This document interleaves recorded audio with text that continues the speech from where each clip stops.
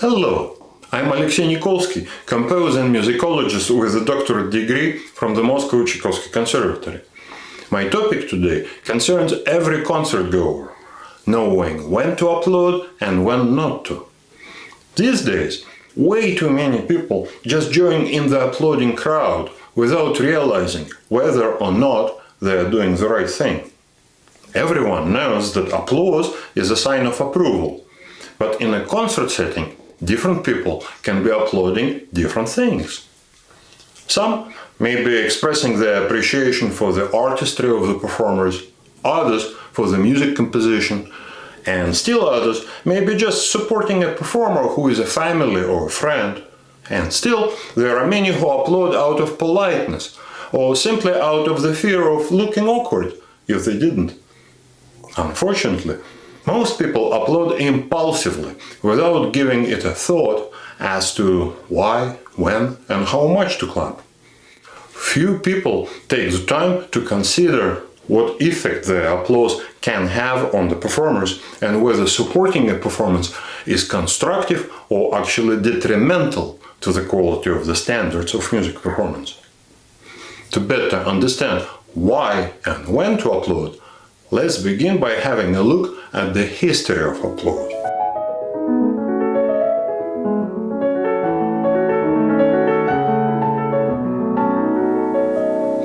The first historic record of applause comes from ancient Greece. In the 6th century BC, an Athenian lawmaker, Cleisthenes, proposed that the audience clap after a speech given by a political leader as a sign of approval. Otherwise, there were too many people to be each expressing their opinion verbally. Hence, applause is organically connected to democracy. It provides a way for a large body of people to express their support for the ideas publicly declared by a leader. Ancient Greek politicians judged whose idea has gained greater support by comparing the loudness and the duration of the applause. Once this custom was established in political and judicial practice, it became adopted and practiced in other common activities that had to do with public contests. Music competitions constituted an important part of social life in all Greek city-states. Ancient Greeks competed in music performance individually and in groups. Musical contest was part of both the Olympic Games, where improvising a lyric poem with self-accompaniment on the lyre was as popular as any sport competition, and in the Pythian Games that were famous for their music agenda. Even more common were the contests between the guests in symposiums, in private parties, where each male attender was supposed to improvise a lyric poem on a given topic in front of the audience. All of such events resorted to applause to evaluate the extent of public admiration for the artistry of the performer. Ancient Greek society was the first in history to adopt a market economy in its music industry. The most popular musicians there became wealthy through commissions and through ticket sales, which is why the value of applause for a musical career became substantial to the extent that contestants began hiring people to applaud for their performances. One of the first testimonies of this was documented in the 4th century BC, when on several occasions the playwright Philemon defeated Menander in comedy competitions by infiltrating the audience with his paid agents to overpower the applause for his opponent, the Menander. But the most famous abuse of applause occurred in ancient Rome, fueled by the artistic urge of Nero, who deemed himself a genius in lyric poetry. According to Suetonius, when Nero made his debut in Naples, he ordered the city rabble and peasants from the surrounding countryside to pack the theater, where he performed almost continuously for several days. The audience was forbidden to leave the theater to the extent that women gave birth during the performance, while others, fatigued by hearing and applauding the emperor, feigned death and were carried out to their funerals. Nero had noticed that some people in the audience were applauding better than others. It turned out that these were sailors from Alexandria.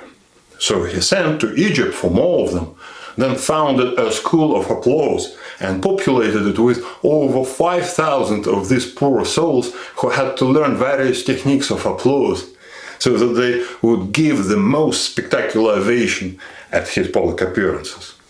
The leader of the applauders was paid a salary equivalent to $500,000 in today's money. The very word applaud descends from Latin applaudere, which means to clap. In the Roman theater, the chief actor ended the show by announcing from the stage, "Valete et plaudite," meaning farewell and applaud. Later, Christian communities picked up the custom of applauding and incorporated it in their public worship. According to Eusebius Pamphilus, the bishop of the Roman province of Syria Palestina in the 4th century AD, Paul of Samosata, the bishop of Antioch, instructed his congregation to show their acceptance of his preaching by applauding. And by the 5th century, applauding sermons had become widespread. However, as the Christian church grew in power and canonized its teaching, the importance of public support diminished. In line with the rise of theocracy, the earlier democratic customs fizzled out, and clapping in church fell out of fashion. The opinion of the listeners didn't matter anymore, so any loud reaction of the audience was taken as a disruption of the sacred liturgy. A similar shift occurred in public music performance in Western European countries. Market-driven forms of music retained the Roman tradition of applause, as well as the practice of hiring agents to applaud an artist, which had proliferated across the Roman Empire. From its earliest days, European opera adopted this marketing strategy. Paid and volunteer supporters of specific composers and singers gave ovations to their favorites or patrons and booed or ridiculed their opponents during performances. This interference could make or break the career of a given musician. In contrast, music performances subsidized by the church and royalties cultivated a reverential spirit, where only the prelate or king was entitled to evaluate the music. The opinion of the general public simply didn't matter and would have been qualified as a sign of sacrilege or disrespect to the authority figure. As classical music grew increasingly more sophisticated and composers started competing in their ability to stir the audience emotionally, even in non-theatrical genres, such as symphony, sonata, concerto, or suite, the music industry had to work out a compromise between democratic and theocratic approaches to music performance. On the one hand, as the role of aristocratic and ecclesiastical patronage kept reducing, the general public became the chief contributor to financial success of performers through ticket sales. This reinstituted the importance of applause. But on the other hand, the rise of romantic aesthetics at the end of the 18th century celebrated music as the utmostly important spiritual source on par with religion. It was common to regard music as a holy temple and master composers as its priests who dedicated their lives to propagating good values amongst their congregations. This attitude left no place for party-like noisy behavior that was so common in music theaters, where listeners used to chat, eat, drink, and loudly approve or disapprove of the music during the performance.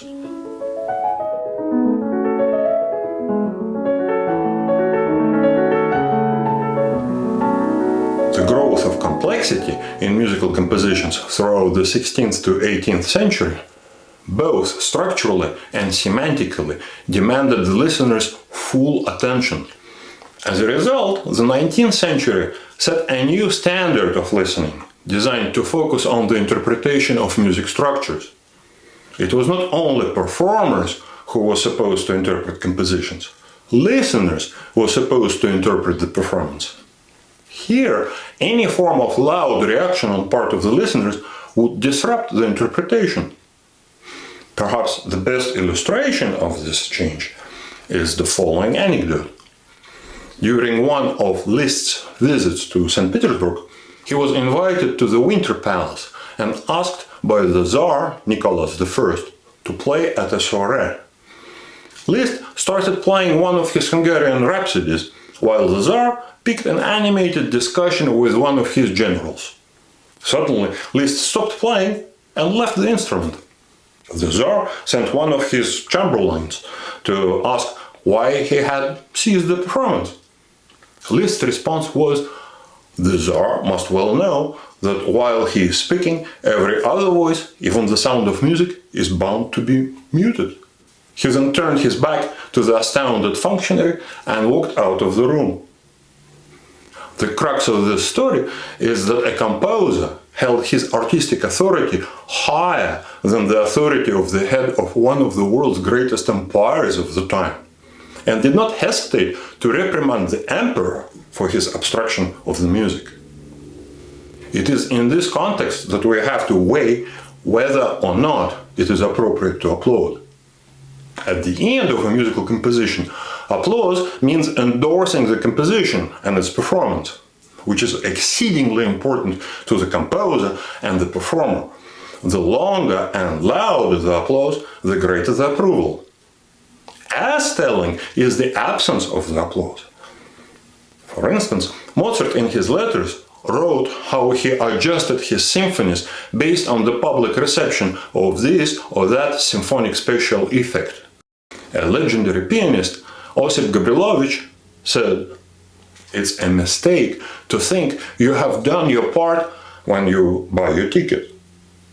What he meant to stress is that for the benefit of the music at large is the responsibility of every listener to voice the extent of their approval or disapproval of the performance.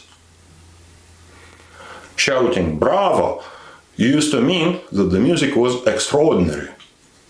Originally, bravo literally meant brave in Italian and French, and was understood as skillful in the context of a praise. But today, it universally means well done or nice job. And shouting bravissimo means couldn't be better. In many countries, when the audience shouts encore, French for again, or bis, Italian for second helping, they are indicating that people want to hear more music. However, all of this shouting is okay only during the applause and not during the performance. The only exception is in opera, where applause and shouts are allowed at the end of an impressive aria, even when the orchestra is still playing. In fact, opera composers usually account for such disruption by extending the instrumental transitions after the arias. In some English-speaking countries, like the UK and the US, the audience expresses approval by whistling. But in many other countries, such as Italy or Russia, whistling is the equivalent of booing, which is used only for the expression of disapproval of either the composition or the performance. Today, however, booing has almost completely fallen out of fashion.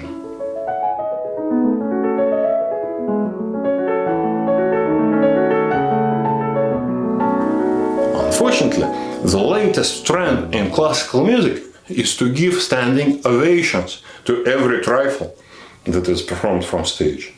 In a way, the anonymity and collectivity of clapping has done a bad service to music. Unlike verbal appraisals, clapping is non-specific, making it easy to lend itself to the herd mentality. An applauding person merges with the crowd and joins everyone else in indiscriminate celebration, enjoying the feeling of belonging to the group of connoisseurs of such sophisticated music. In essence, universal ovation does a huge disservice to music. It stands for the listener's assumed or pretentious sophistication instead of displaying an honest aesthetic judgment valuable to performers and composers. Such behavior is fake and anti-musical because it deprives musicians of the opportunity to improve their expressive capacities, to cultivate better and more expressive music. It is quite regrettable that some classical artists actually go out of their way to encourage the audience to applaud whenever they feel like it. Recently, I was at a string quartet concert where, to my utter disbelief, I observed one of the members of the quartet literally ask the audience to applaud after each movement, and to do so as loudly as they could. He even made them drill the ovation. I thought to myself, doesn't he understand how wrong this is? After all, there are very talented professional musicians. Supposed to know. Or is this a cheap, a desperate attempt to make the audience experience the concert as fun and entertaining, instead of stirring them through giving a great and memorable performance? Winding up the audience might be appropriate for jazz or rock concerts, which are electronically amplified and feature music that is not as intricate as classical music. Complexities of large-scale classical compositions, their vast use of soft dynamics, and high informational density put a huge strain on the attention and memory for both listeners and performers. And focusing on music is easier when distractions are minimized. That is why in a classical music concert, the lights are dimmed, noises and commotion are banned, and late arrivals have to wait until the end of a music work before they can enter the hall. Classical music audiences should therefore carefully measure their display of enthusiasm to make it match the merits of the performance. Jumping on one's feet, clapping as loud as possible, and yelling bravo to every music piece, no matter how it is performed, is very misleading, since the performers have no way of knowing what exactly in their performance is appreciated the most, or which musical compositions in their concert program are most favored.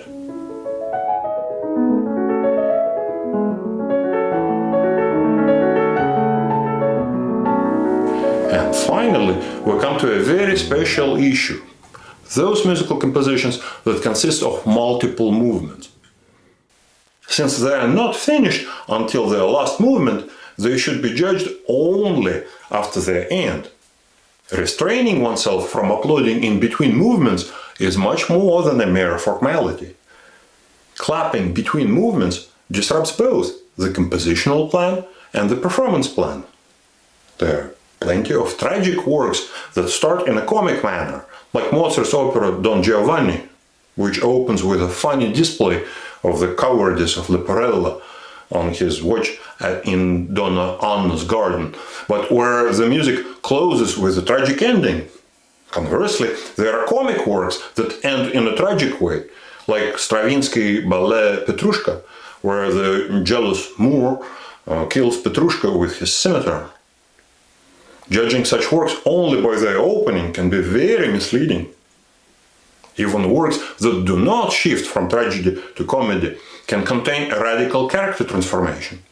For instance, in Verdi's opera Otello is presented as a victorious hero in the beginning of the drama, but gradually turns into a madman, completely ruined by his unreasonable jealousy.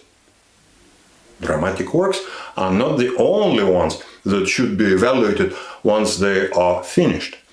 Many famous instrumental compositions that have no program contain drastically contrasting movements. It would be so wrong to conclude after hearing just the first movement of Beethoven's Moonlight Sonata that the entire sonata is going to be a beautiful nocturne. Its finale is one of the most tempestuous pieces of music written for piano.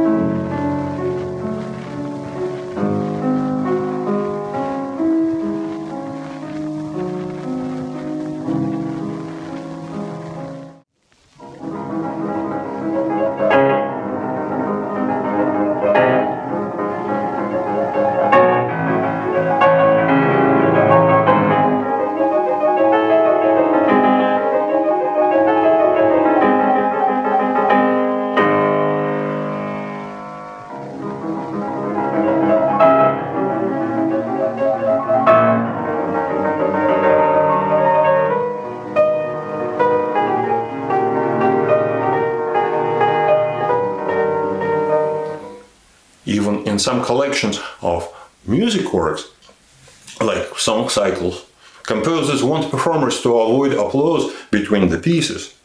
Thus, Mahler explicitly wrote in the score of his Kindertotenlieder, "These 5 songs form a complete and indivisible whole, and for this reason their continuity must be preserved by preventing interruptions, such as applause at the end of each song." In fact, any musical composition that consists of 2 or more movements of different characters, from a rhapsody to a suite, relies on the psychoacoustic continuity between all movements.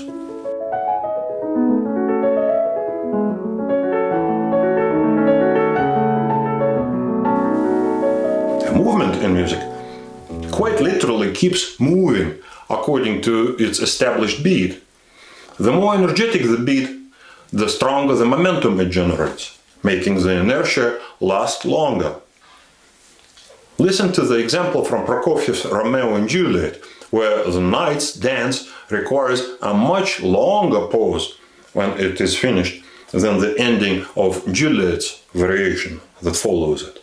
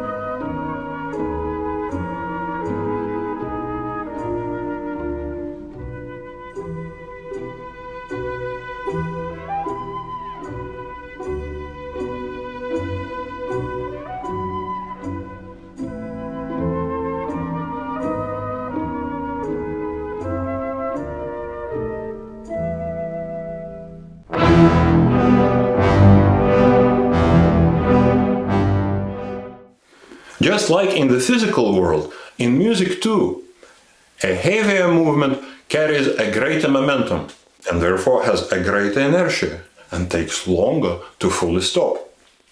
It is as though each musical movement possesses a certain level of vitality, just like people differ in their vigor because of a stronger or weaker heart.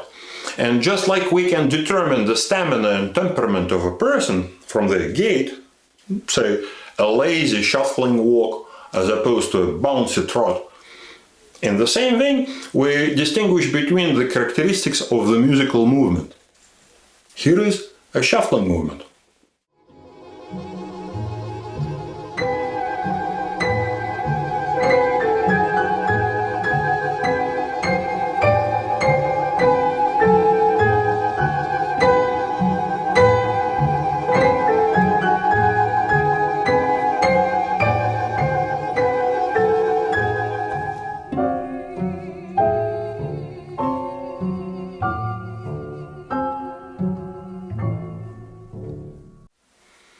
And here is a bouncy movement.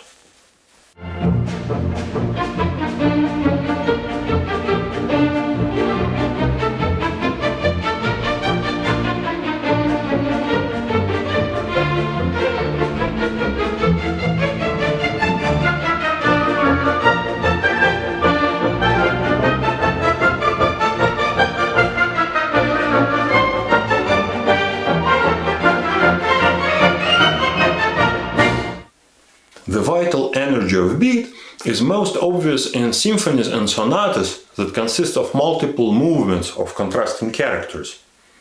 Each of such works is complete only when all of its movements are performed according to the composer's plan.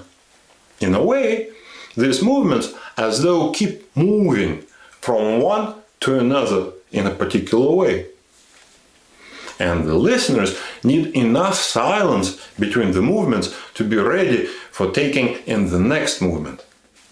The beat in one movement should completely cease its pulse for the next movement to begin afresh and introduce a new character. The faster and longer the movement, the longer the break. And the audience is supposed to stay silent between movements, not to disrupt the inertia and decay of the last beat of the finished movement, before the new beat of the new movement is formed. The exact duration between adjacent movements is left at the discretion of the performer.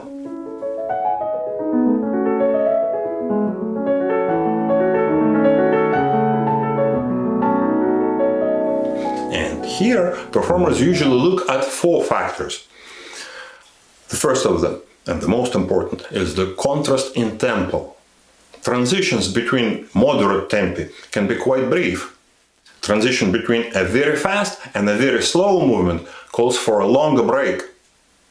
The contrast of characters of the preceding and the following movements, say confident versus nervous, calls for even further increase of a break.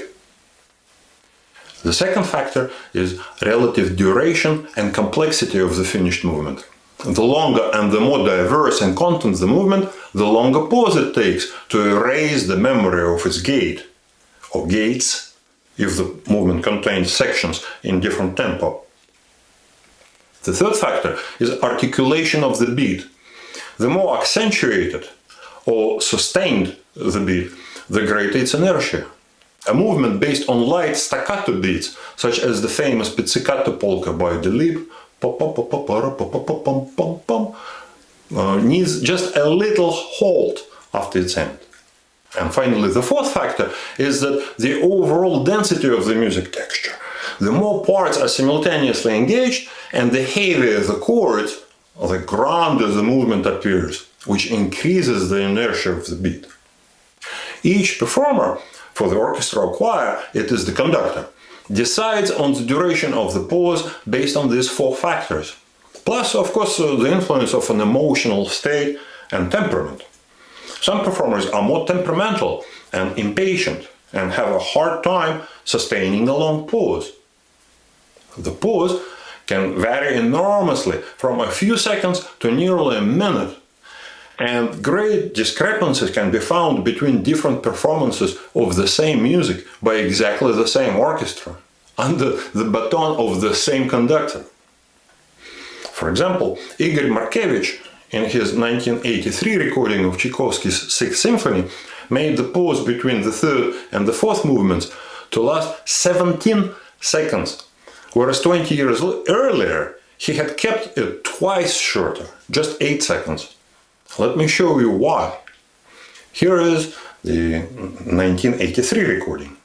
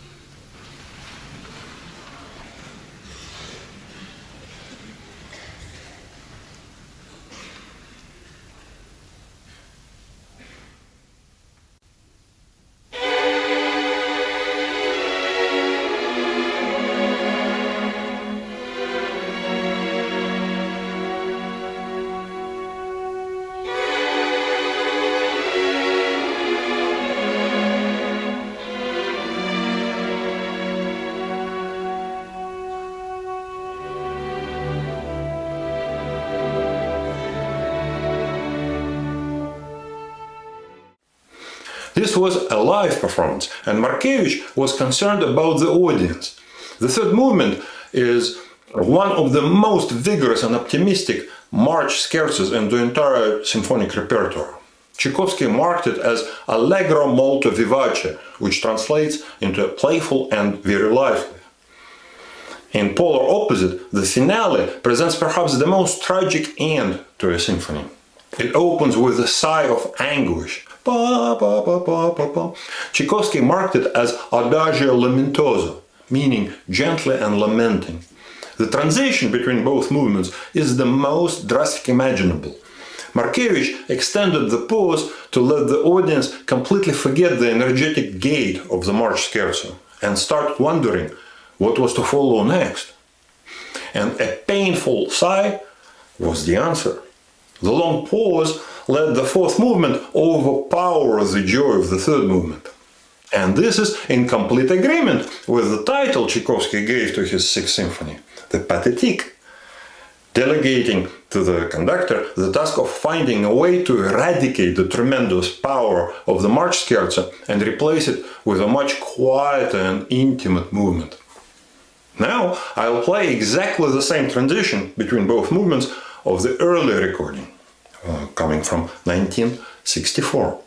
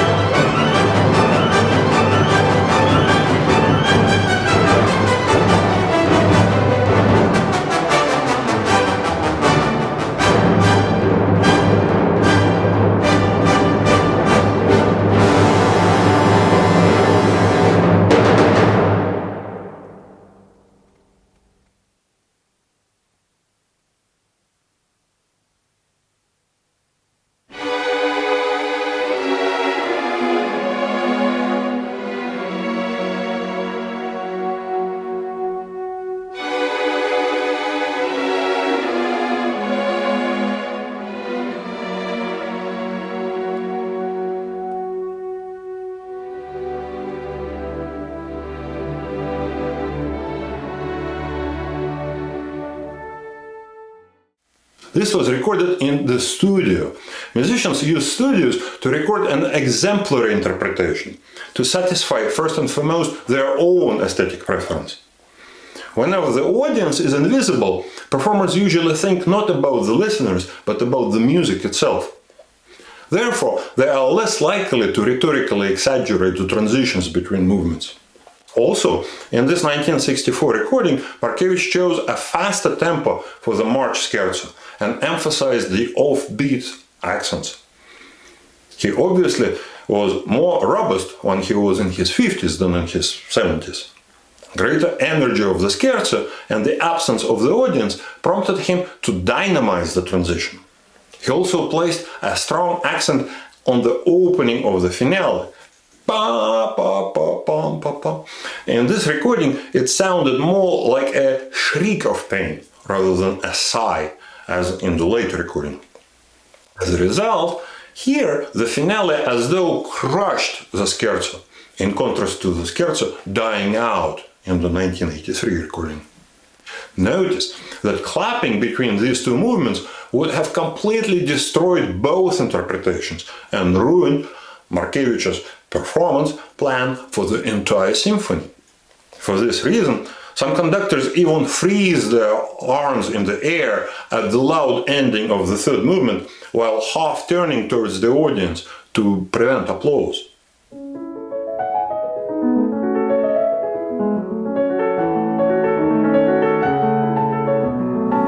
Well, I hope that now you can better understand the meaning and the appropriateness of applause as to when to clap and when not to, and see the importance of being honest in showing your appreciation of the performed music. If we wish to be fair and respectful to the composer of the music, and if we wish to encourage good performances and discourage substandard ones, we need to hold ourselves and the musicians to a higher standard and use our applause to send a message to the performer to either continue in the same vein or to look for ways to improve their performance. This is how we keep music and music making healthy. If you liked what you saw in this video, give it thumbs up and support more of such topics by subscribing to my channel. See you next time.